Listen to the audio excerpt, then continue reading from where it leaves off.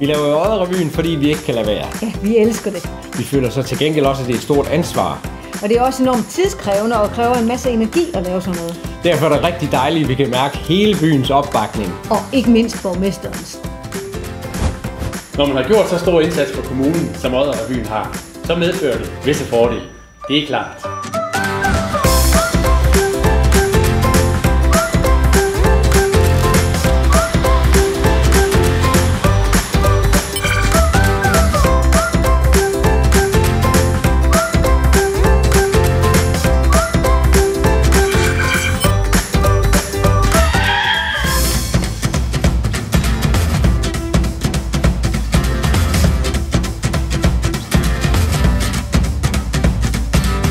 Desværre er det ikke alle vores medlemmer, der har kunnet administrere den frihed, de har fået.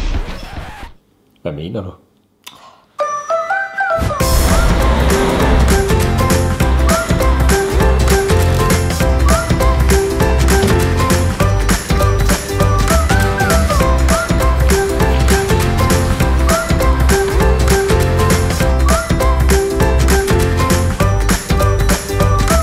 Jamen spørgsmålet er jo, om der overhovedet er nogen, der kan administrere det her.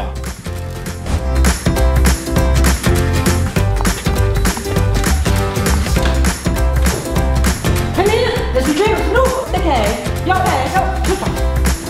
Jeg kan se sådan her ud, når jeg skal øve med revyen.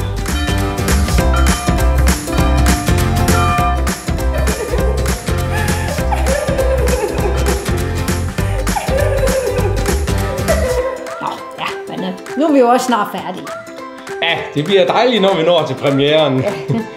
Der har vi slutsangen. Ja. Og den er helt færdig. Ja, nu har jeg godt holdt fri nu. Du skal lige lave koreografien først jo. Ikke også? Okay.